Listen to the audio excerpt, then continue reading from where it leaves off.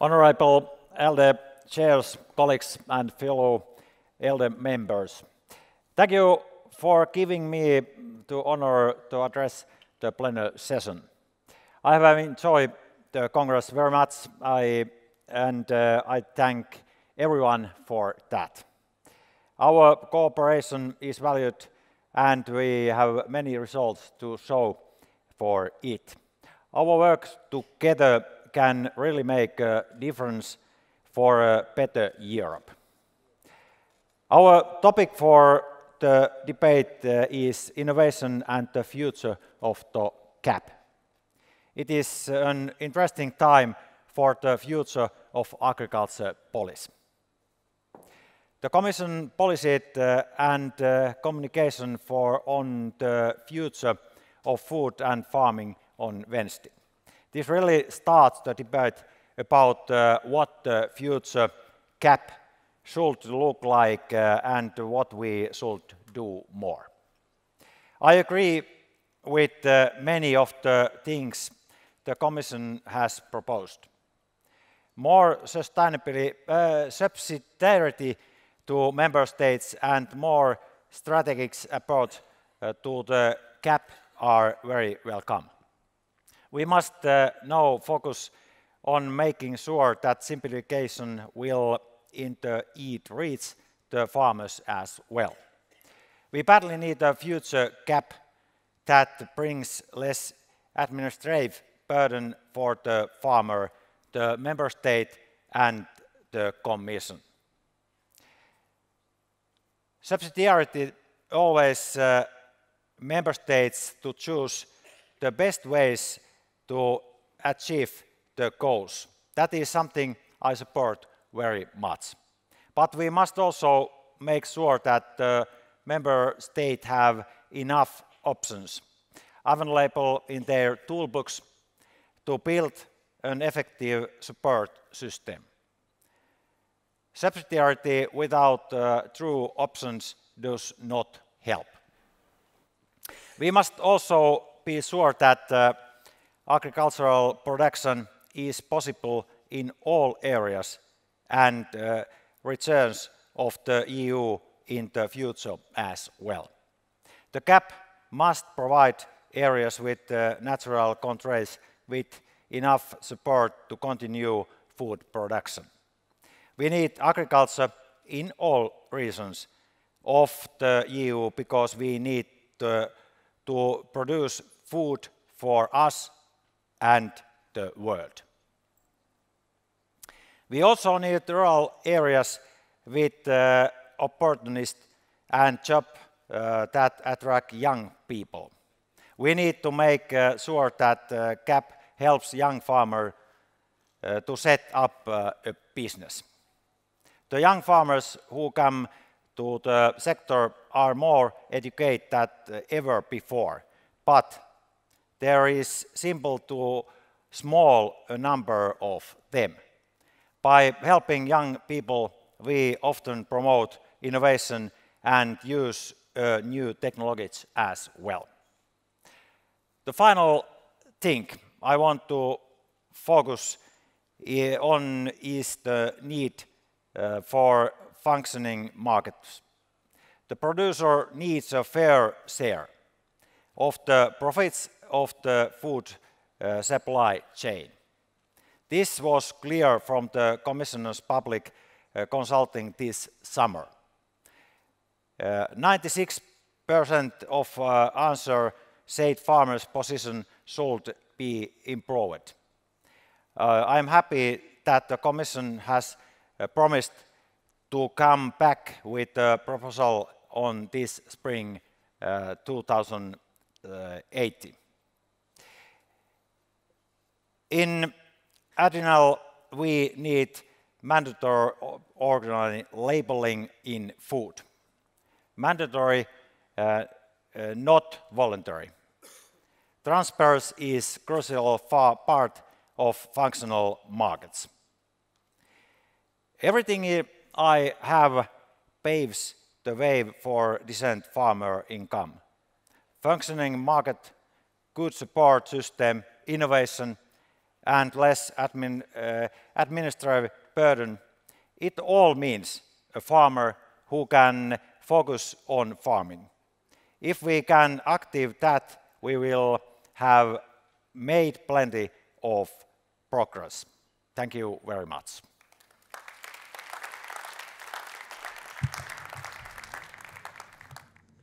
Please welcome to the stage the speakers for the plenary debate.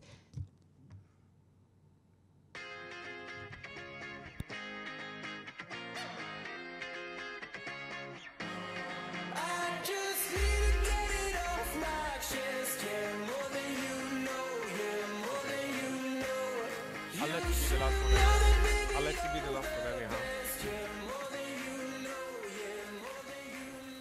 So we are live. Thank you so much, and thank you all for being here. I went to prepare myself at the hotel, and when I was going back, I saw a river of delegates leaving for the hotel, probably to freshen up before the evening.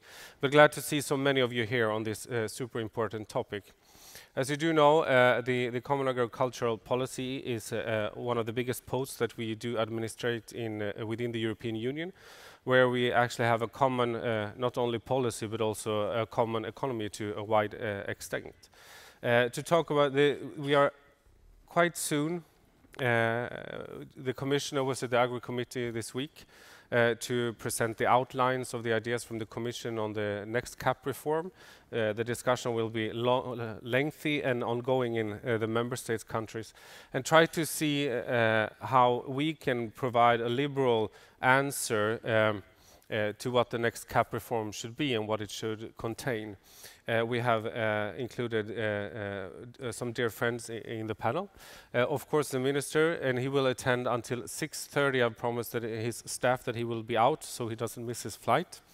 And then we have Catherine Bearder, who's a dear colleague in the European Parliament, who is also working a lot of wildlife security. She was actually the initiative, took the initiative of creating the cross-partisan working group on protection of wildlife. We have Jan Huitema, who's working as a full member of the Agri Committee from the Netherlands, or should I say from Frisia? Both are fine. Farmer by profession and also a very engaged politician in the agri sector in the European Parliament. We have Florine Kremer, who has been making a lot of studies on how we can calculate on the effects that our consumer patterns do have on the environment, and you did your master thesis on that, and you'll probably provide us with some insights on how we can combine that picture into the overall agricultural policies. Then we have Volker Koch-Achelpoehler, you have to correct me if I'm doing it wrong. Perfect. Who for 11 years was the Director General of the German Crop Protection and Fertilizers Association in Frankfurt, and who now is working for Bayer and is the EU Liaison's office in Brussels. And I think that we'll start with you, Volker, for a 5 minutes introduction. The floor is yours. Yes, thank you very much, and thank you very much for giving me the opportunity. Well, I would like to start with basically two facts about agriculture in Europe to make clear that it is still important. When I read the communication of the European Commission, there was in the beginning said, okay, 22 million people are working in agriculture, and if you take the wider picture, agri-food sector, it's 44 million people, so that is quite a lot. So something that is economically important. And if you look at rural areas, 55% of the Europeans are living in rural areas. So agriculture, food, rural areas is something we should be concerned about. It is important. I would also mention a few facts that are important from a global perspective. Growing population. We will be 10 billion people on this planet in due course. With increasing wealth, we see changing consumption patterns. So that means probably more consumption. We see climate change. We see the overuse, in some cases, of natural resources. And all that needs to be addressed. And if we look at Europe, we have fertile soils. We have enough water, which in many other areas becomes a scarce resource. And we have well-trained farmers. So to a certain extent, I believe we have the duty to produce, not only for Europe, but also for export. Now coming to policy and what policy should, from our point of view, should deliver, it's, in my understanding, mainly about innovation. I think when we are talking about the new common agricultural policy, it's a very important point that we are talking about innovation and how we get innovation into practice. Because we have to address two things. We have to address productivity, so higher yields, as I just said, and we have at the same time to address the ecological footprint of farming. And I think the best thing to do that is innovation. To give you an example from the bio world, if you ask me, can we do with less pesticides? Yes, probably we can. But then we have to enable innovation. Then we have to be able to enable farmers to use digital farming. We have to enable farmers to use improved seeds. So this is a crucial point when it comes to the future of common agricultural policy, and this needs to be clearly addressed. Apart from that, and that's also very clear, we need to enable farmers to do a profitable business. And that, from my point of view, is getting sometimes a little bit out of perspective. I think that's my statement for the beginning. Thank you so much for those introductory remarks. We move on to Florine Kremer. Could you please tell us a little bit of also how you got involved in the issues that you're working on and how you try to calculate the effects that our consumer patterns do have, and a bit about the nudging, in the new popular word, in the nudging to getting to a better consumer patterns. Yes. The floor is yours. Well, thank you for introducing me, and thanks for being here. The question of how I got involved in this actually starts with my bachelor's, which I started to do at Wageningen University. And as you may know, Wageningen University is very big on agriculture, but also on food. And there I actually discovered much more about the impacts that individuals can have through their consumption. So with this, for instance, I mean the ecological footprint, which Volker has already mentioned, of various products, which is very different for some products than it is for other products. One of the clearest examples we have here is, for instance, meat consumption, which is very different in terms of ecological impact, in terms of land use, energy use, greenhouse gases, and those are very much more impactful than other than other proteins we could eat. And doing this research, I actually discovered, well, the two main factors, which are indeed population growth and rising welfare levels, which are leading to changing dietary patterns, can have a huge impact and will have a huge impact by 2050, especially if we don't change what we are doing right now. For instance, we see the average consumption of meat in Bangladesh right now is 4 kilograms per person per year. In China, this is about 53, but in Spain, for instance, it's almost 100. So we see if China, the country with the largest rise in population, will reach those same consumption levels as Europe, we are facing a big problem.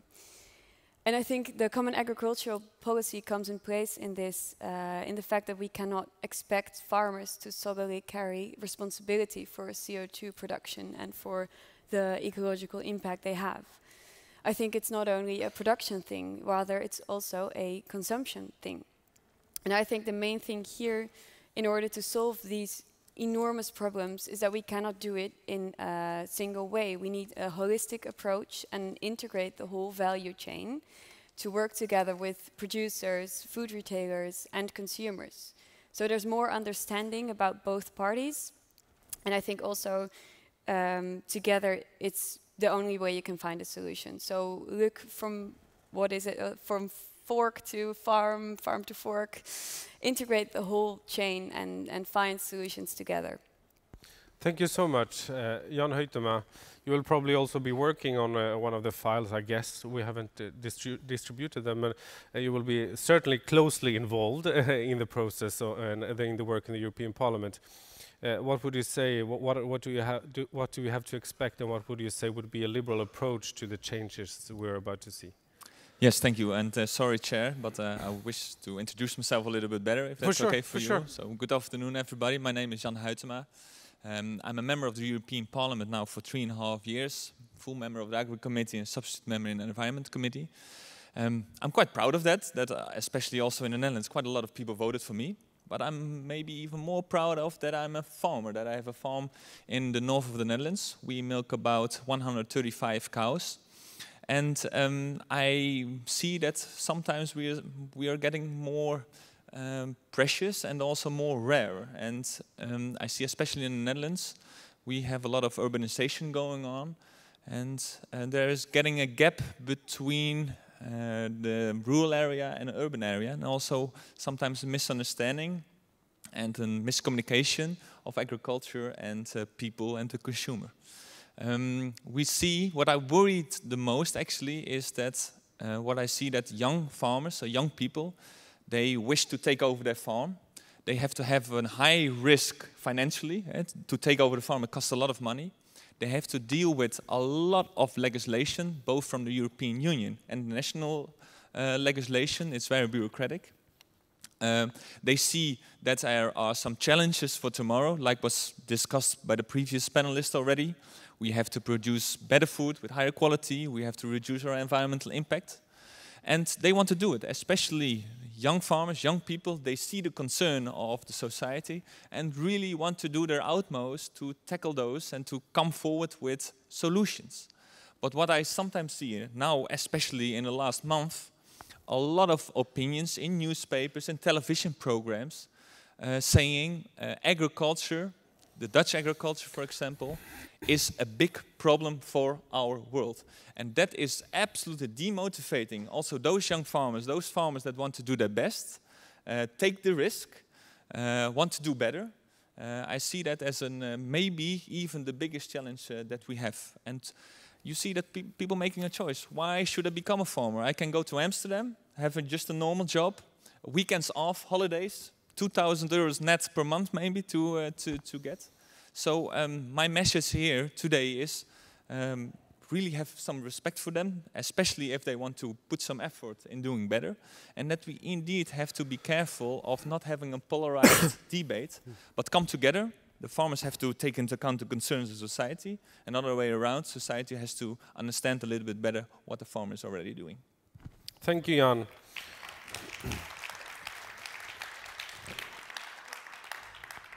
Catherine, your take from a bit of another perspective, but still with great love of food and farmers. What would you give us as initial remarks? Well, yes, and as a farmer's daughter, I have a great respect for farmers, although that was a long time ago that I left farming. I really wanted to talk a little bit about Brexit, the effect that will have on European agriculture as well as on British agriculture, and to look at the future, what must be in any deal that is done. But before I say that, I really want to say, as Liberal Democrats, we are still fighting Brexit. We have not accepted that we are leaving the European Union. We want to stay with you guys, and so that's the premise that I start, you know, and we know a week is a very long time in politics. Actually, almost it's every day is a long time in politics. But let's move on then. So let's think about, if we do leave, the damage to the European Union agricultural sector will be great. It's not just the damage to the UK. There will be over a 10 billion euro shortfall, because our contribution will not be there on the CAP budget. Now, how are you going to be? Are you going to increase your take for that, or are you going to cut down the budget for the Common Agricultural Policy? How can we overcome that, and what effect will that have on the richer Western countries as to those that have got the emerging economies further to the east? So the financial burden will be enormous from the Commission's point of view, but it will also be, we are a big market in the UK, and a lot of your produce comes to us. There's a lot of milk comes from the Netherlands and from Denmark, but there's also all the flowers, the lovely flowers that we see here that come through every day to the UK. What's going to happen to that? The meat and you know, there is no pain-free Brexit for either the EU or for the UK. So it will be quite a stress for you as you're planning your next round of Common Agricultural Policy. To the UK then, let's have a look at that. The food manufacturing sector in the UK is the largest manufacturing sector, and a lot of that comes from supplies from the EU, comes in, is made and then re-exported. We have problems if we're going to have hold-ups at the borders with a lot of the produce is time sensitive. We don't know what's going to happen to the number of trucks that are queuing up at Dover and Calais. That means that there's also a truck shortage, all sorts of things. The workers that come and do the picking, the seasonal workers, but work in food factories that sustain farming, that come and do that, we will suffer from that. 20% of our milk products come from the elsewhere on the mainland, including things like baby milk. And I think, you know, this is the sort of thing that hasn't got into the psyche of the Brits yet. How are we going to do that? We are the largest lamb producers in the EU. What is going to happen to our uplands when the sheep are not there grazing? Maybe we're going to have to start building forests or planting forests in Wales or Scotland, because we won't have to replace all the Scandinavian forest, the wood that is coming in. So, you know, it is going to be a very difficult thing. The Brits, I think, also have got a good reputation in pushing for cruelty-free farming, and I think we would look to you Europeans to make sure that that's still inside the CAP. Then, of course, there's Ireland. 87% of the farm income for the Northern Irish farmers comes from support from the Common Agricultural Policy.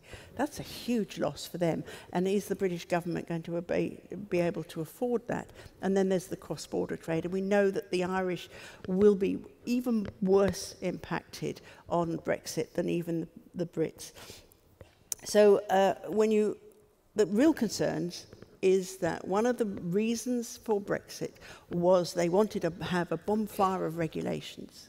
And for me, that's a real feeling of dread, because we used to be known as the dirty man of Europe, and it was because we were members of the European Union. We have cleaned up our act on water and pollution and pesticide use and all of those sorts of things. Without Europe pushing that, we are in the UK very worried about that. And over time, we will see a regulatory divergence, and how we're going to cope with that. What I want to see from future negotiations and a trade deal, if we get to that point, is that we retain in the UK the precautionary principle that the EU has. We know that Mrs May and the Conservatives are looking to America. They don't work on that. We want to make sure that we have enforcement on the environmental goods that the CAP delivers. We want to keep that policy of polluter pays, welfare standards, animal welfare, but for me also protecting the environment, and rural communities that are so dependent on a vibrant and an effective farming agricultural sector. But the bottom line, of course, with any agricultural policy is sustainability. If you are not sustainable, it must come to an end. And we cannot afford, either for our air quality, our water quality, or our food quality, if it's not sustainable, it will come to an end. That is the bottom line for all common agricultural policy. Thank you. Thank you, Catherine. We've seen the keynote speaker, the minister, and the rest of the speakers line up a lot of questions that will be addressed and debated heavily. And as the Commission gets clearer and clearer on the positions and proposals, the debate will really take off. We will be addressing, of course, the food safety, both from consumers' perspective, being sure that what I can buy on the European market is actually healthy and it's not contaminated, or they are not containing bacteria. That will be one big issue. Also from a security perspective, in a more uncertain world, how do we make sure that we have food supply chains? Coming from Sweden, it's one of our biggest concerns now. We are not producing enough in the country. So in case of a security, a riskful security situation where transports are not functioning as normal, we will quite soon be out of food in our country. That could also be one of the topics that will be addressed. Also, of course, the Brexit issue. Where will it take the money? How do we have to prioritize as politicians? Most of our days is assigned to prioritize between different interests, and here we can see that we do have a funding interest, and there has to be priorities made. And what should those ones be? The minister and several were also addressing the generation issue, where we can see a big gap. The average age among farmers is quite high. We can see also what Jan was saying, where people are have a tendency of always putting the farmer in the bad corner on environment, on a lot of issues, painting the farmer as well, not in a good way, which also makes the generation gap hard in what way? In one way, because why would you want to go into a sector and work where you know that people don't like you from the start? Secondly, you also provide a bad picture of the whole food industry, which can be bad, but also can be extremely helpful. If we don't have the food on the plate, for me it usually takes 4 hours before I get aggressive. So we're all connected to it. And also how the consumer, as you were lifting, can provide to this. Volker were lifting one word which will trigger any debate when it comes to food production: innovation. And that could also be an interesting, and I will take a full round on innovation when it comes to agriculture, because of course the innovation part is the solution to both the environmental issues, the climate change, food safety, and so on and so forth. But the picture that people get when you mention innovation connected to food production and agriculture is more of the mad scientist. And this will be a great topic, which will also affect the debate on the common agricultural policies. And if I could just toss that out as a first question on innovation in agriculture, and if I start with the minister, how can we address innovation in the agricultural sector in a way so we do not get a big reaction of fear from people, but do see the positive outcome in maybe less pesticides, herbicides, cleaner food production? How can we embrace the innovation part of food production? Good questions. And can we do it in the common agricultural policy also? Can we do funding? Can we? Future is young people, young farmer, and what they need, what everybody farmers need. They need money. They need money. They need fair markets. Is our EU markets now fair? What do you think? Is that fair? I think that it's not quite fair. Fair markets, new technologies, so it's very important.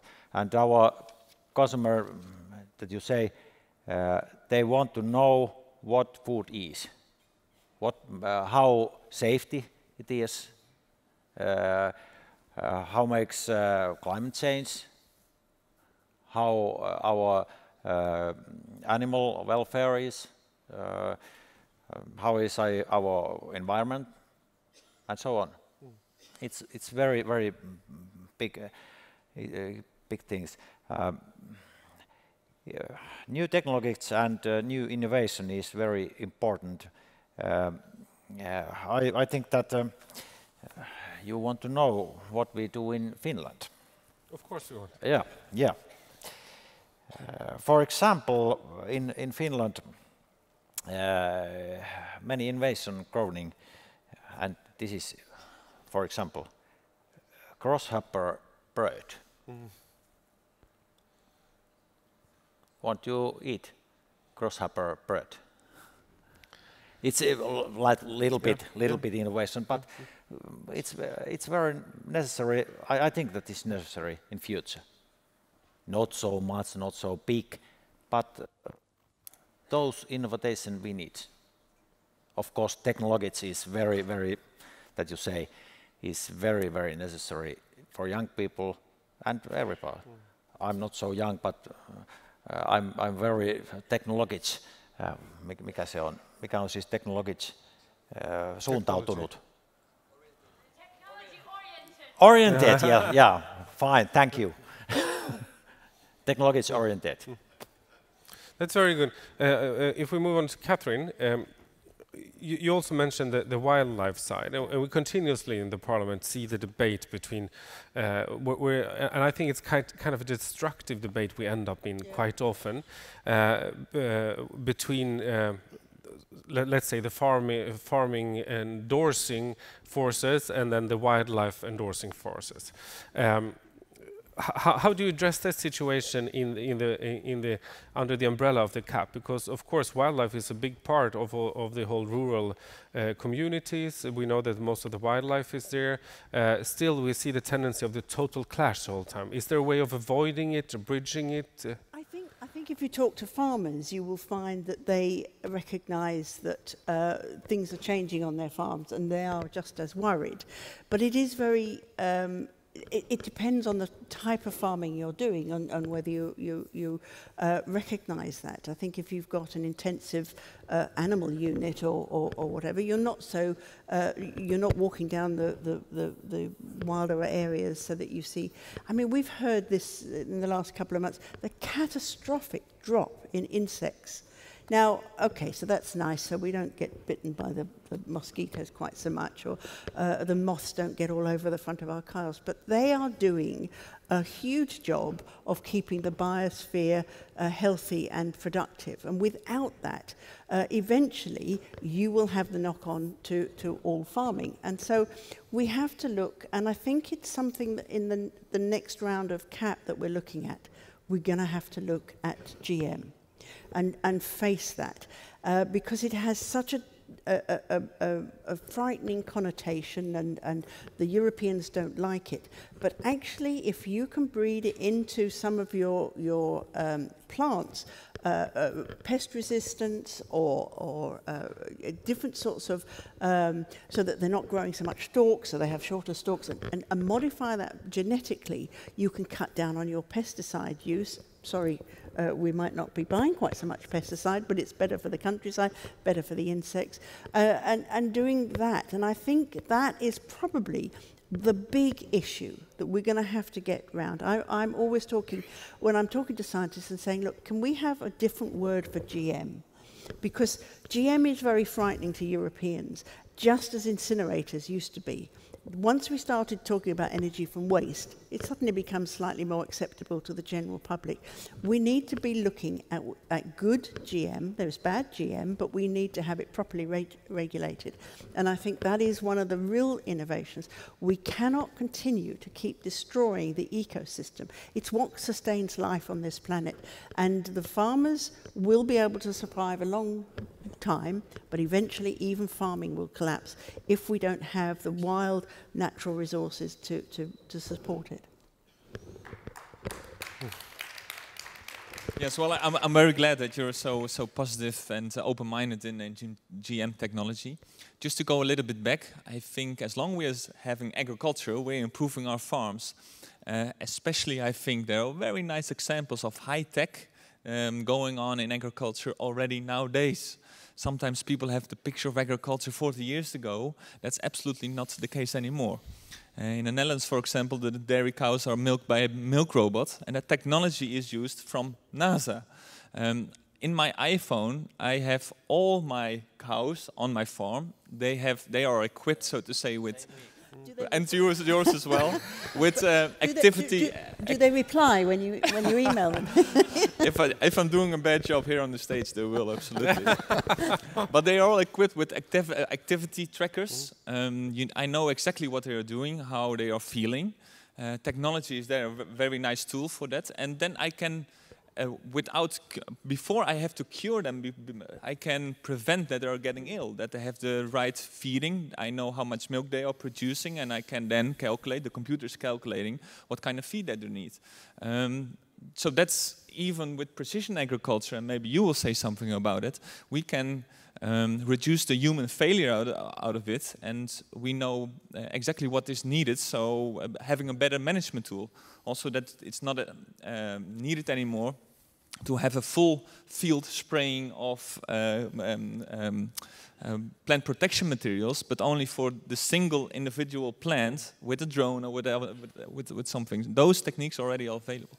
And that's high-tech. On the other thing, we understand much better how nature is working. We know much better how the plant is working, how the animal is working. So when I was quite young, we built a stable for our dairy cows, and we tried to heat it up. We isolated it very much. It was nice and warm and cozy for the farmer, but it was very bad for the dairy cows. So now it's all open. The temperature should be low as possible. Ideally, it's 10 degrees. We have a comfort zone of 20 degrees. They have 10 degrees. Our cows are now laying on water beds. So I don't have a water bed as a farmer, but the dairy cows, they do have. They have brushes, electronic brushes. And we know much better what's happening, for example, in our soil as well. And if the real challenge, and we are better and better in it, to use the natural processes, ecological processes, in a benefit for us. If we understand it better, we can prevent that we are making mistakes. So there you see a lot of innovations going on, not on high tech, but on ecological and organic solutions. And if you can combine it, then we have a killing cocktail, I think. A very good combination. There's actually a study being done. There's actually a study being done at the Agricultural University in Uppsala, where they are measuring the amount of milk that a cow gets if it's able to brush itself against, almost those car brushes. Hopefully you buy them from Swedish Alfa Laval also, of course, huh? Sure. Yeah. Sure. Yeah. If we move on, so if you're looking at the big job we will do on a super big piece of legislation, very much money, even though we have to prioritize since we're losing a lot of money if Catherine's friends are leaving, not her leaving, but others. How would you say that we could take the knowledge that you're getting from your research and address that policy-wise? Is there a possibility? It's quite often easy to say that the producers do have a huge impact, but how do we make sure that impact is also shown in our legislation? Have you been coming that far in the work that you're doing? Not as far as in, I don't know what solution will be best, otherwise perhaps the problem wouldn't be here. But there are definitely, in policy-wise, different things you can do. You can, of course, think about education and in that way involve people more in the whole process and the whole value chain. But there are, of course, other measures that could be examined as well. For instance, paying a fair price, the true cost of your food. If it was possible to incorporate all the ecological damage that is done, and that will be put in the price of the products. A Big Mac at McDonald's wouldn't cost $5, it would be $13. That would also raise consumer awareness, and it would prevent a lot of food waste, because if it's so much more expensive, people will be more careful. In a way, it would also promote green innovation in the sector at the production side. So there are very many different elements, but then again, I emphasize the importance of including the whole chain, because every part of the chain has an impact, and all those impacts also interrelate and depend on each other. Have you also been looking, as a follow-up question, because we're continuously debating what's the right way of working when it comes to subsidies, getting paid for what you actually do.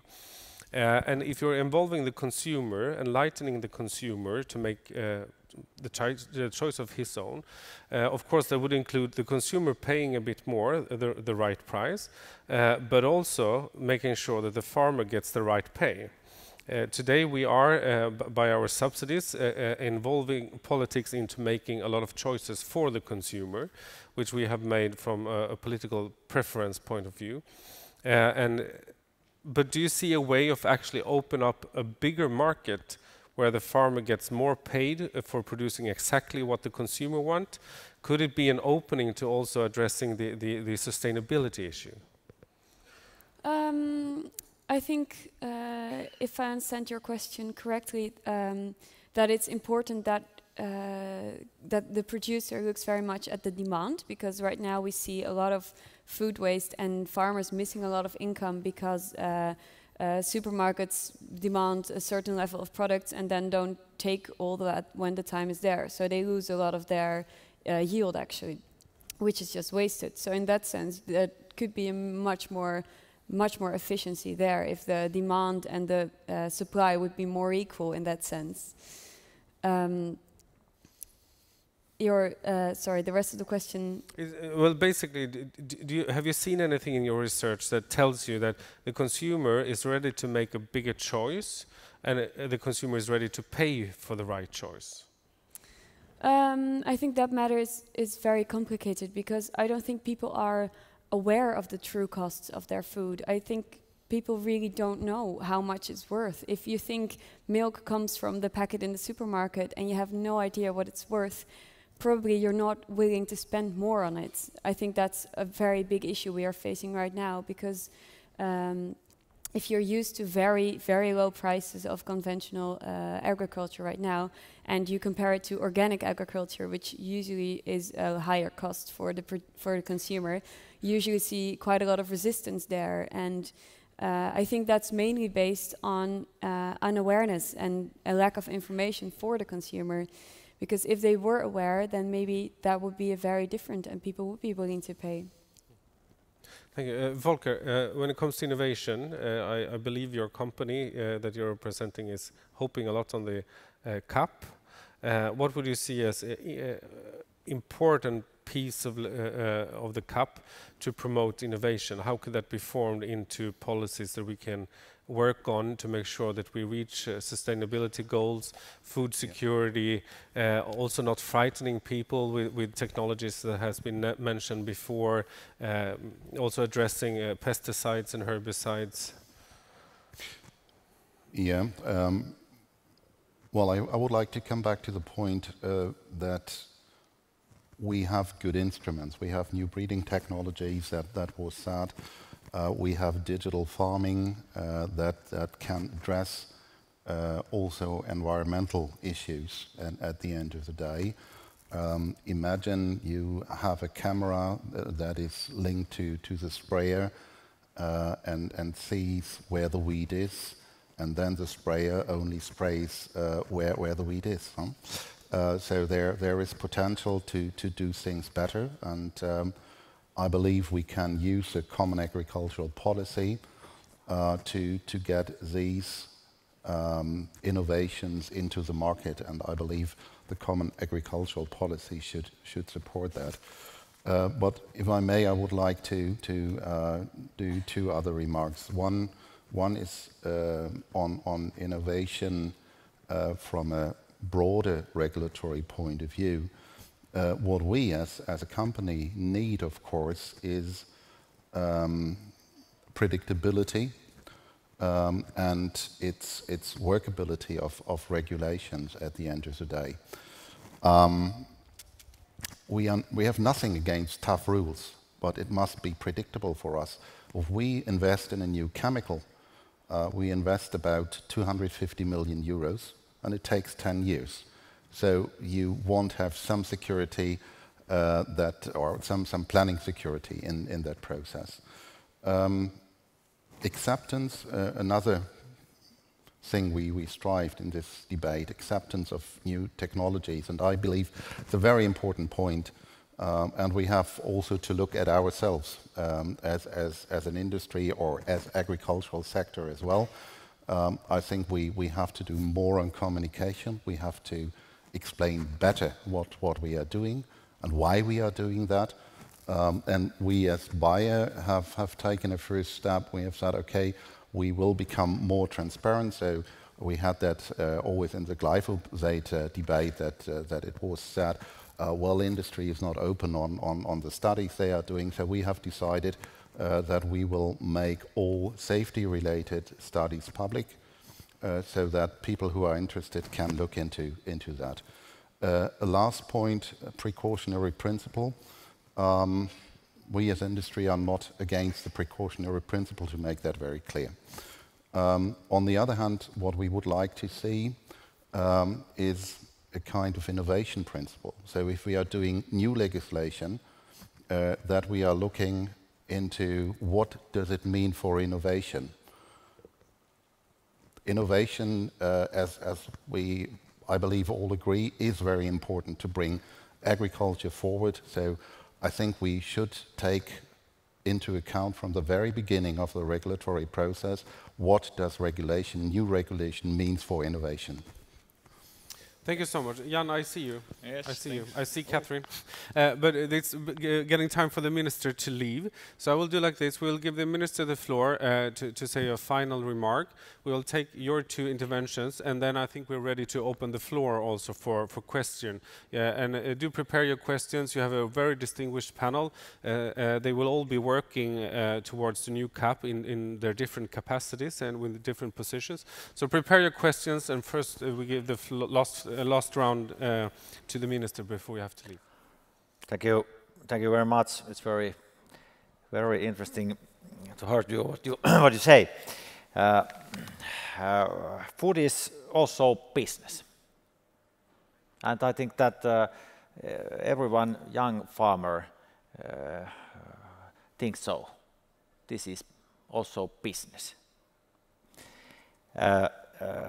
which can provide more work in future in every country in EU, that food is really business. And that means what I say, fair market. It's very, very necessary. And also necessary is money. How Brexit, how our EU budget, and those we know what is new gap and what that means in our food safety and our food production, our food export, and our food future and our young people future. That is true that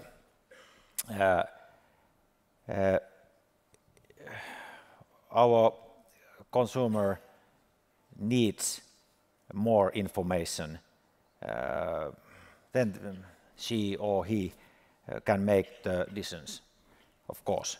That's why we should have better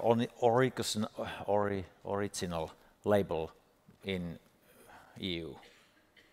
But what is most necessary, it is those that we need together best and good new CAP in EU. If we can't this, we can't do good our food production and European growth and food growth. Remember that this is business too. Business who need environment, who need healthcare, who need that our customers want to pay our products. Do it together. Thank you very much. Thank you, Minister, for being with us today. Thank you. Thank you.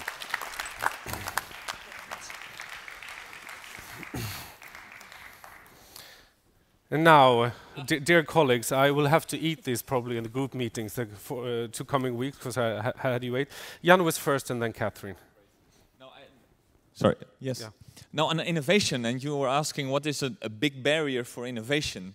Well, I'm very much occupied with challenging European legislation. What you see quite a lot, that European legislation is blocking the newest technologies, the newest innovation, and especially the most disruptive one. And that is not unwillingness, as you're all aware. European legislation can be quite old. Sometimes they are 30 years old or even more. And at that time, they didn't know that there was a new innovation coming up. The world is changing very rapidly, and European legislation is not always fit for purpose in that aspect. And I have a small example that illustrates it quite a lot. We have some organic waste streams, and as you know, circular economy is a big topic, and there is no waste. But we have organic waste streams. Maybe there is some feed that we cannot feed our animals anymore, or even our food that are being wasted. We have now technologies that we can grow insects on that organic waste. And we can use those insects, for example, as a high-quality protein for feed. But this is not allowed in the European Union. Why not? Because insects are considered as farm animals. Can you imagine that? And because insects are farm animals, they cannot be incorporated in feed because of the BSE crisis. But the funny thing is as well, that because insects are farm animals, they should follow the slaughter directive of the European Union. So there are many of those examples still there. What I really would like, and that's what you said as well, that we more having an innovation deal, and that you say, okay, if you meet these and these criteria, you can use that technology. And maybe that technology is not available yet at this moment, but later it will. And then you prevent the whole chicken and egg discussion that is always there. Yeah, how can you tell it will work because it's not even there? Well, that doesn't matter. You have to have an innovation deal. If you meet those and those criteria, you can use it. And then I think you really can make a leap forward in new technologies and new ideas. Thank you. Catherine. Yeah, just on that point on legislation, you're quite right. Animal researchers will say the same, that they have to fill in forms if they're doing anything on insects. But also the legislation on foie gras, you cannot call it foie gras unless a goose's liver is 400 grams, something like that, or a duck is 300 grams. You can only get them there if you force feed them. So, you know, you cannot sell anything that is foie gras unless it has been force fed. Please remember that at Christmas. Don't buy foie gras. The thing that I wanted to say is the technology is great. Where you have the facilities, and in the Netherlands, there are some really high-tech businesses, and cows with their iPhones and talking to their farmer. I think it's just terrific. But the cap has to fit the whole of the EU.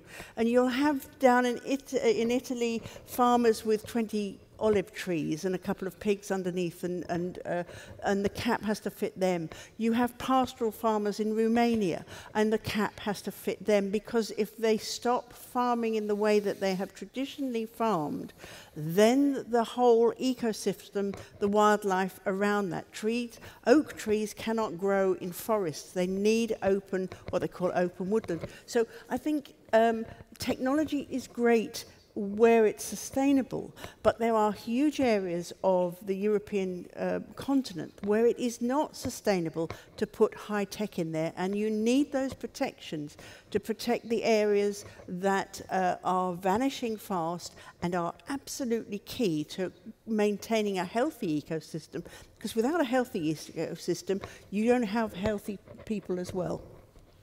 Thank you, Catherine. We now open the floor for questions. I can see that Gesine is jumping over there, but you have to stand by the microphone. And the gentleman, it's hard to see. Yeah, now you're alive. I would say. We start with the gentleman over to the left, and then we take Gesine. She's working also as a colleague in the European Parliament, and she's very keen on the agricultural issues. So I thought that she would actually be the first one asking, but you were before her, so please go ahead. Thank you very much. I'm Pascal Jacobs. I'm an individual member here, one of the 200. I have a question. I live in the region IJssel Delta. It's near Zwolle. and we want farmers to produce their milk on a circular basis.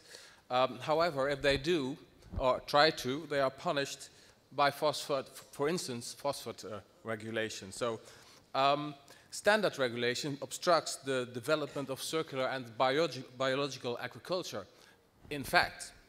So the question would be if there should be something like a quality mark or on a EU level, and if they have that, make sure that they have a position where they are regulation free.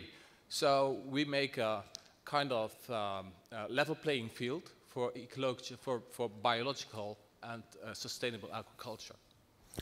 I think this was a question right up the alley of Jan Huitema. Fire away. No, well, like I said previously, first of all, legislation should not prevent new innovations, that's for sure.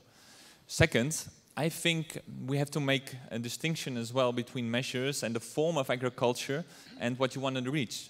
What I hear a little bit in your question, that you are saying the simple solution, all the agriculture in the European Union and maybe around it should transform to organic or organic dynamic. Well, I don't make a distinction in it. For me, it's important, what do we want with agriculture? In what way it contributes to sustainability? And sometimes conventional farms are more sustainable than organic, and other way around as well. I can even say that at this moment we don't have an ideal agricultural model, but maybe in the future we can come forward with it. But then one crucial element is important, that we learn from each other, that we incorporate the organic solutions that we see a lot in organic agriculture, and sometimes more the high-tech ones or other ones that are in conventional, and then we can come forward with that. How to do so, and that's a little bit what C is saying and what is important. Sometimes those efforts that our farmers have to make, they do cost money. And how can we, as farmers, get that money back from the market? And that's also a little bit part of your question. What the Dutch government is now doing as well, to give some room in competition law as well. Competition law is really focusing on the price for the consumer. That should be as low as possible. But it is also in the consumer concern that it's produced in a more sustainable and sustainable way and animal welfare way. So also in the CAP, but also at the our national government wants to have incorporated in competition law as well that the market authorities are looking as well if that product is improving sustainability, and then it's allowed to ask a little bit a higher price. Could I just ask you to speak a bit longer? This is not often we do that with politicians. But alongside your question, you have just been doing a work on the animal manure issues connected to the fertilizer regulation. I think that is also a bit of a reply and also gives a perspective on the issues on European legislation that could be helpful for the audience. That's a second very large example of that European legislation was frustrating circular economy. For example, in the Netherlands, we have a lot of animal manure, even that much that we sometimes have to export it to other countries that are lacking, for example, animal manure or phosphates. But instead, the Netherlands is importing a lot of artificial fertilizer as well. That's very strange. Even on an individual farm, a farm has enough animal manure. Because of European legislation, he has to get rid of some of them and has to buy instead artificial fertilizer. That's absolutely strange. And we had a lot of lobbying going on also, of course, from the artificial fertilizers industry. It's fine, I understand it. But we have to look a little bit further than that and to use those very precious organic nutrients in a much better way, that we can close the mineral loop in a much efficient way, instead of being dependent on mineral fertilizer, for example, so much. Also bearing in mind that the production of fertilizer and mineral fertilizer is a big contributor, for example, to climate change. It's a big emitter of CO2. So, Gesine will get the floor with a big question, and I think that will probably be addressed by everyone in the panel. So if anyone wants to add on to the question we just had, feel free to do so, just in case. Gesine. I have 2 points, actually. The first one is GMO. Catherine, I thank you very much that you mentioned GMO, because really I think we liberals are always in favor of innovation and research. And I think regarding GMO, it's a big fear in the society that this could really change the world into a disaster or something of that kind. We already do have GMO in Europe everywhere in several products. And so I think, I shortly have to say something. In the last election campaign for Europe, I had been in 3 different panels with, not panels, discussions with a lot of young people in the Parliament of Hanover, Bremen and Hamburg. And each time it was one of the questions, what do you think about GMO? And all the other competitors, all the other politicians said, we are against it. I said, I'm in favor. And then, at first, the students had on their own a debate on that, and the majority was against GMO. And when I declared that the golden rice is only one example, that for example, we have so many arid zones already right now in the world, and exactly there where population will grow, and there do exist already plants that need less water in order to grow. And of course, they could feed the people. And I just said other examples, and at the end, always the students were with the majority in favor of GMOs. So I think, isn't it us or only to tell the story differently? Catherine, you said maybe we need another word. I don't know whether we can create another word, but maybe we just shall try to tell a positive story. Yeah. That's one question. The second is much shorter. It's on agriculture. Maybe 10 years from now, we always discuss already agriculture 4.0. We have industry 4.0, and we even are talking about 5.0. What do you think the agriculture will look like in 10 years from now? 4.0, 5.0, what will the cows do? Big issue. I think we put it for all the panels, but I think we'll start with Volker from that side now. I think it's not so important whether it's 4.0 or 5.0. If I look into my crystal ball, I would think that we, in 10 years, are much closer to a situation where we bring together productivity and environmental footprint, minimizing the environmental footprint. That's something we have to do, that's something we have to work on. Nothing on GMO? GMO, yeah. I mean, it's about how we communicate about GMO, and that we can also, as an industry, we can do better, of course. There have been mistakes, of course, but I think what we should discuss about is new breeding technologies, which is the next generation of breeding, and which is not GMO, and which offers a lot of opportunities. And there we, as an industry, we believe we have to make sure that this is not another technology that is put into the GMO basket. So we have to start early with better communication. And there I believe it's not only us as industry, it's also other partners in the food chain and all political parties that are interested that innovation plays a crucial role also in agriculture. So I see 3 people at the floor at the moment. If you, we'll go through the whole panel first now. Then I'll take the 3 of you. If there's someone else who wants a question, please stand in line, because that will be the last round of questions for the panel, so we are able to end on time. But Florine, we continue this round. Yeah, thank you.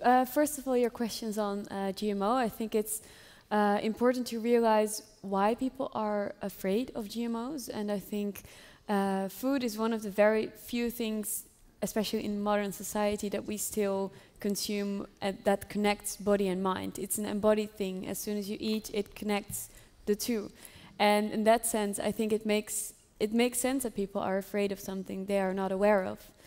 And I think that fear is fueled by media combined with a shortage of time. So we see clickbait and very short tweets and stuff which lack complete nuance of the topic. And I think it's understandable, because not everyone can be a professional scientist in GMO. So we need to find a balance between providing the right information and providing enough information without simplifying it too much and leaving out key nuances.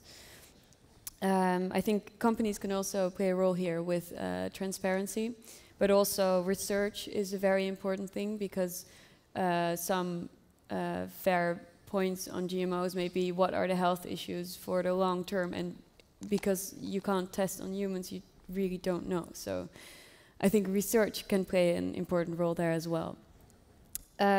I'll be a bit shorter on your second question because, to be fair, I have no idea what agriculture will look like in 10 years, and I know that whatever I will say will probably be wrong.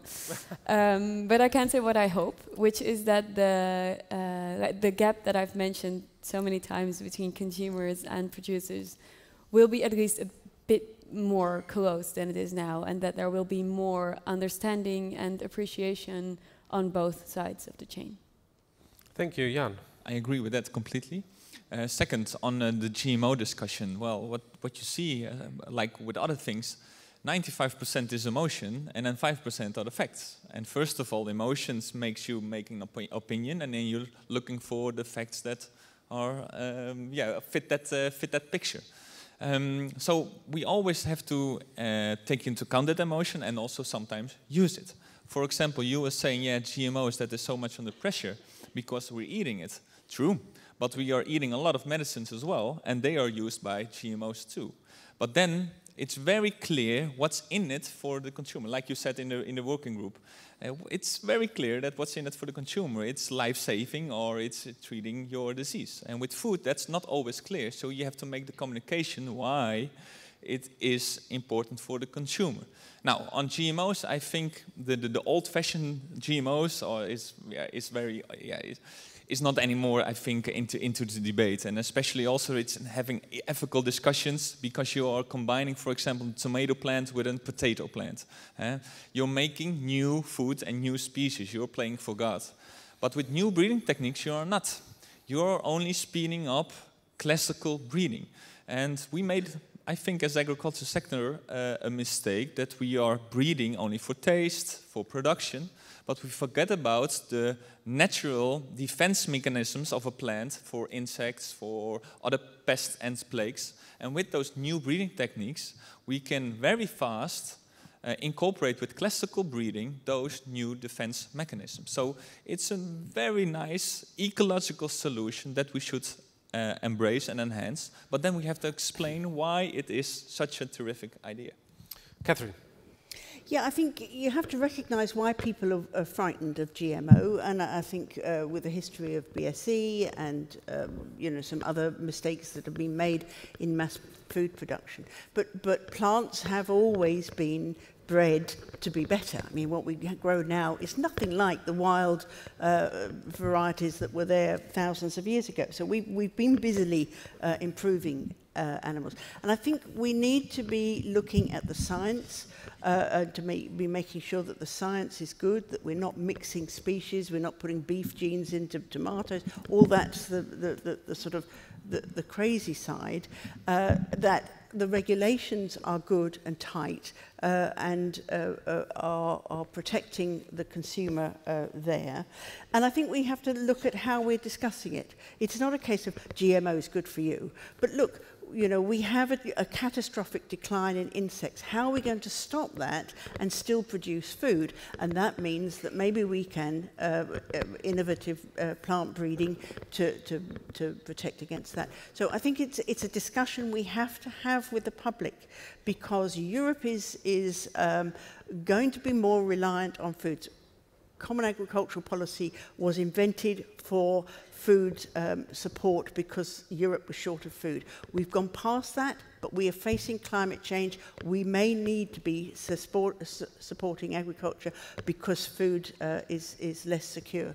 So we're going to have that conversation with the public, and we have to do it in a way that is grown up and that they can understand.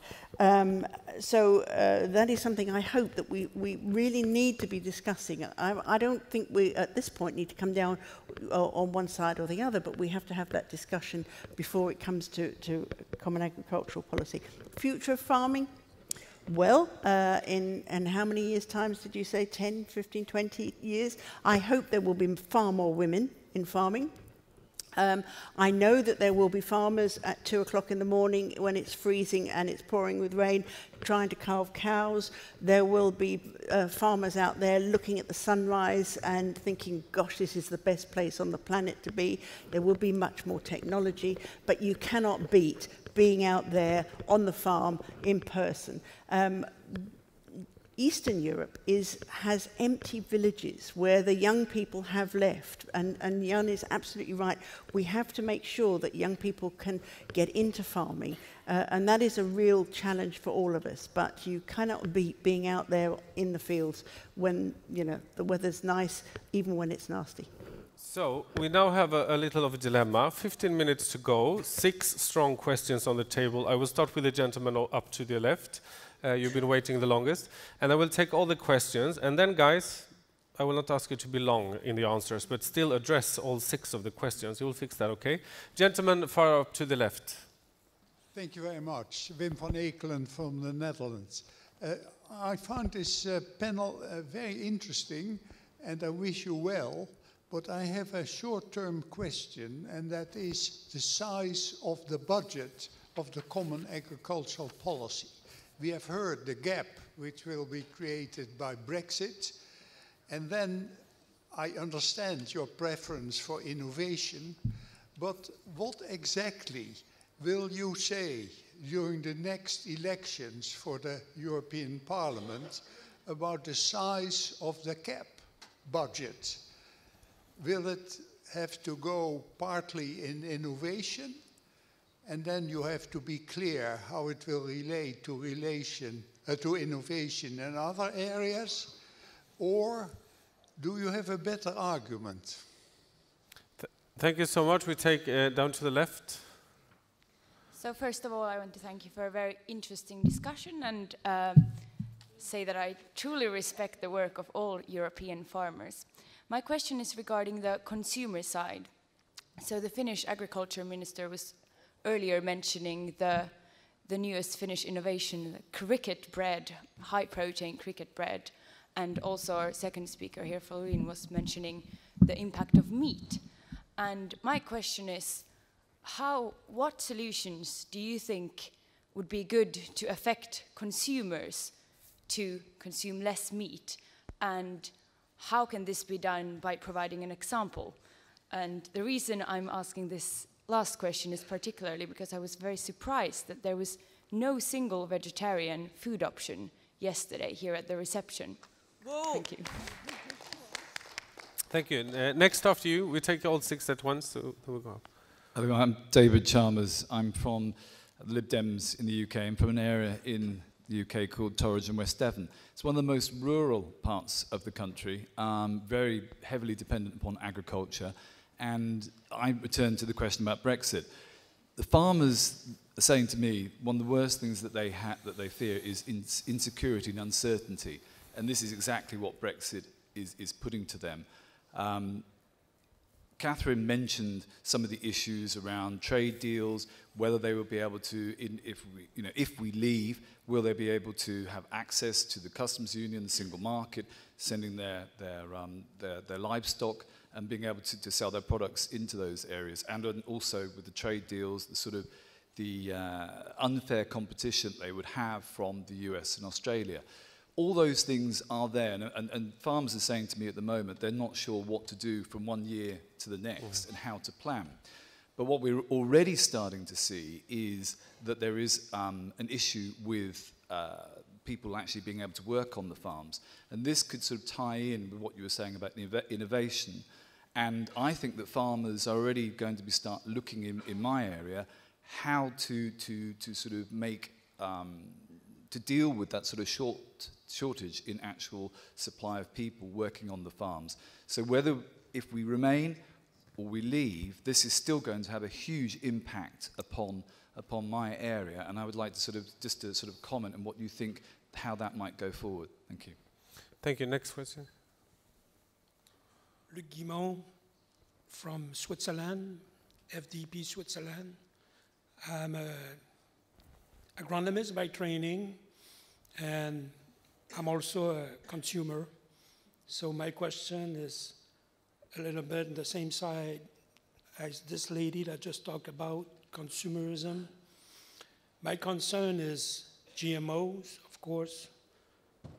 The first vegetable that was on the shelf was the tomato, and it's come from South America.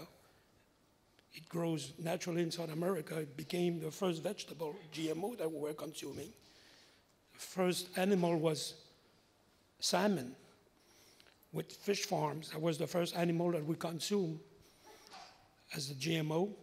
And we can make choice as customers because of labeling. And my question is, what's the status of labeling GMOs in the European Union?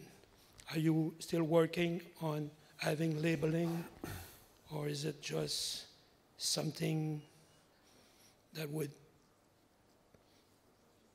be hidden from the customers? Thank you. Thank you. Far up to the right. Yes, thank you very much. My name is Kees Logge. I'm Regional Minister of the Province of North Holland, and I hope you all have a nice stay in our beautiful province, where Amsterdam is the main city. I'm also a member of the Committee of the Region for the VVD and the ALDE group. And we, as the Committee of the Region and the Dutch provinces, we were looking very much forward to the communication of the European Committee on the new CAP. And I think they listened very well to the Committee of the Region. But what I am looking forward to, and what I'm looking for is, how do you think the political debate will go, and what are the chances that in the upcoming debate on it, that we strengthen more Pillar 2 instead of Pillar 1? So, because innovation is the key word, what was also in this interesting debate. And I think that's also very well in Pillar 2. So what do you think is the political chances that we strengthen Pillar 2 in the upcoming debate? Thank you very much. Thank you so much. And last but not least. Yes, hello, Berit Roots from Germany. I've been representing the youth wing of FDP on our agricultural committee for a very long time, and I rarely come across ideas that really point towards the future and are inspiring. So thank you, Jan, very much for the points you made, and some of the other points made on this panel really point towards what can innovation be, where are we actually going with food and with agriculture. So since we are representing the member parties, I wanted to ask, what should the member states and what should the member parties do? What issues should we be tackling? Because I don't think we can leave it all to Europe, since the most interesting points made today are not about CAP, but really about where are we going. And the second question is, we had an interesting fringe in Ljubljana on gender and agriculture, but it was focused mostly on outside the EU. It was also a very interesting perspective, but since it was just mentioned, what can we actually do to get more women into agriculture? Thank you. So, if I extend it a bit, you have 2 minutes each to answer about 7-8 questions. I think we can be a little stretching on the time, but not too much. People have a lot of other meetings also. Shall we start with Catherine? Try to address as many as possible. They've all been attending the Congress. Finally, they get to put forward their question on agriculture, and you're here to provide the answer. Okay. On the CAP budget. It's Catherine. Yeah, it takes a few seconds. Yeah.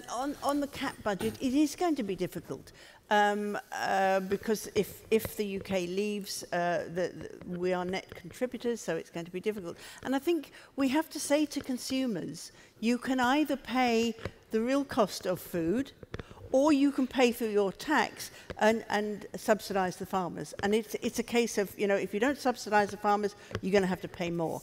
And that is one way of doing it. And actually the CAP, if it's done properly, should equal out the cost of food for all consumers. But of course it doesn't work like that because not everything is subsidised under the CAP. So it is a very difficult conversation to have. I know because I've been there and stood for election, and that CAP is always a big one, and for that. The alternatives for rural areas, you know, I feel like saying to the farmers, well, why did you vote for Brexit then? Because, you know, I can't tell you how frustrating it is. So many farmers voted for Brexit, and now they were going, whoop, whoop, whoop. Hang on a minute. The British government has said that they will fund them for 3 years at the current rate, which is going to be problematic because they'll be funding farmers at the current rate and paying the bill to the MFF. It's going to be kind of tough. And I think we are going to have to see farmers looking at alternatives. And as I said, you know, maybe planting trees in the uplands so that they can, it's much longer term. The alternatives to meat. I was in the Congo, in the DRC, where a group of women were reliant on fishing. Their village fished in a very big river, and they saw their fish getting smaller and smaller. And it was the women that actually said, hang on a minute, we have to give the fish some time to rest. And what did they do? They went to the trees and they took the nice big grubs out of the trees. Now, they got away with it in Africa. I'm not quite sure how we're going to get from that, but insects are a very good source of protein, and I think there's some way to do that. What we need to get is David Beckham eating chocolate-covered grubs. Maybe that will do it, and have it very trendy, then everybody will want it. And then the cost of innovation, I think, was up here, it is going to be difficult to pay for that, and it may be that that's one of the pillars of the CAP, that they actually help with the innovation, because there's lots of good ideas. We've heard some, you know, but the use of drones, I think, is going to sort of grow enormously. Instead of actually having to drive around and use the diesel and drive around your farm, you just sit in there with your feet up in front of the telly, and the drone will go around and check on the sheep and the rest of it. So, you know, innovation is pretty good. Innovation will also help get the women in. It is a lot easier now to get women into farming. They make very good farmers, and I think it is something that we need to be encouraging. It's long hours, it's a long commitment for anybody to go into farming, and we see now couples doing, when I was 300 years ago, when I was a young girl, everybody in the village worked on the 2 farms. Now those 2 farms have about 2 men working on those farms, and that's it, and everybody else works somewhere else. So farming is usually done husband and wife and maybe one other, and I think that's what we're going to be seeing more of. Jan. Yes, so there were 2 questions on the CAP and on the Common Agricultural Budget. First of all, what I think about the Common Agricultural Budget, well, maybe that's a little bit negative, but I really feel it like this. The Common Agricultural Budget is not really about common agriculture anymore. It's used at European level much more as a distribution method to get it back to the member states. All the member states would like to have a good contribution or a good net of a paying position towards the European Union. And they use Common Agricultural Budget to get as much back as possible. That's something we have to change. And then what I really would like, and I think the communication of Hogan is good in that way, that we have a result-driven policy, that we have money much more earmarked for investments in sustainability, investments in market orientation, that you are getting a price from the market and that you're not dependent from subsidies from Brussels. We have to use that money in a way for innovation, sustainability and market position. And that's not that we just use subsidies to subsidize a status quo, what is happening now. And then on the second pillar, I don't care if it's second pillar, first pillar, or whatever.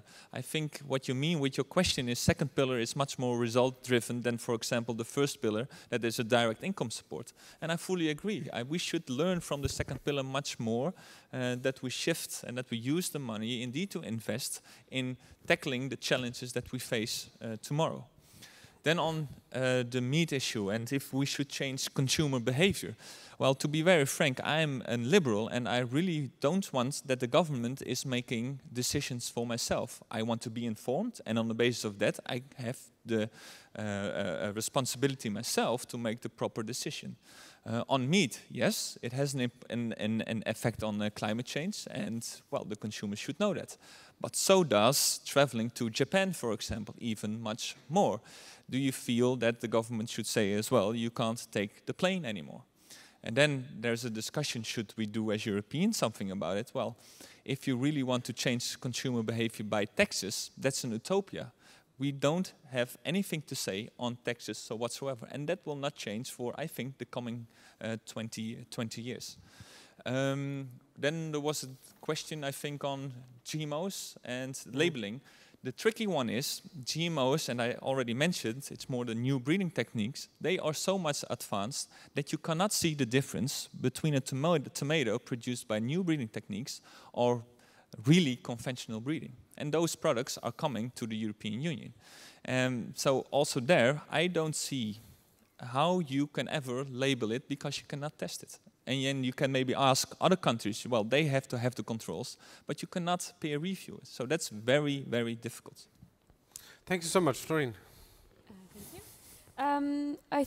I'd like to go into your question on alternatives for meat consumption and changing consumer behavior, because I feel a bit more comfortable in that area than the others.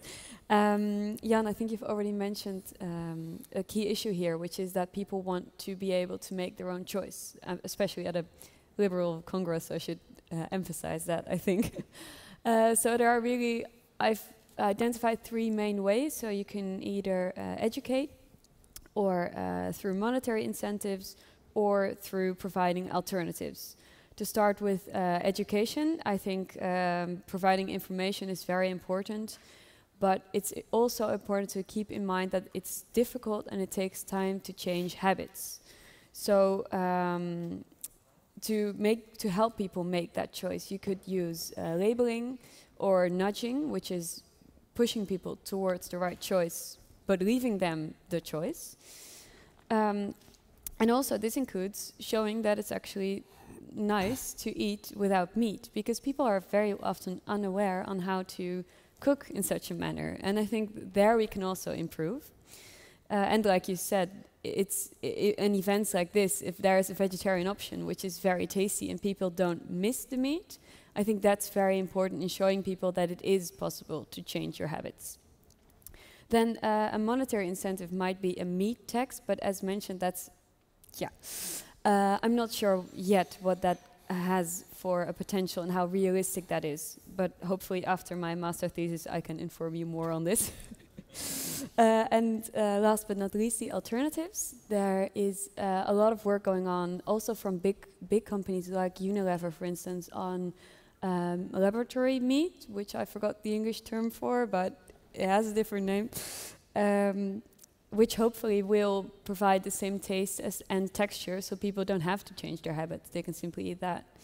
And other, like Catherine mentioned, insects can have a very good source of protein, as well as seaweed, for instance. There are many alternatives that are currently gaining importance and popularity, I think. Finally, Volker. So most things have been said, I believe. Short remark on GMOs and new breeding technologies. I think we should draw a clear line here. When we're talking about new breeding technologies, we are talking about working only with the genome of the tomato, to stay with that example, and not taking genetic material from other species. So new breeding technologies is not about GMO, to be very clear here. Second point, there was a discussion on cost of innovation. I think what's needed in farming is that we have a kind of seed funding from the state. And then I think the market should take over. The risk of failure should be at the market at the end of the day. And we have to prove that our technology works, and it only works at the end of the day if the farmers take it up. Thank you so much, and thank you for the patience of the floor for stretching a few minutes. There's been an intense discussion and debate on a huge topic, one of the biggest that we are tackling. And it's not necessarily one of the crises that usually is concerning the European Union and what we have to tackle in our daily life. But we have a planned way of working with the CAP. We do know that there will be changes due to Brexit and other things. But we're also in this legislation, and with the money we do have at hand, we have huge possibilities to create new jobs on rural sites, provide healthy and safe food for our citizens, and also tackling environmental and climate change. As a Swede, when you start passing the ending time, you're close to getting a stroke. I usually say in the parliament when I'm chairing sessions that on time, the only ones who are more German than the Germans are actually the Swedes. So thank you for your patience, thank you to the panel, and hope to see you quite soon again.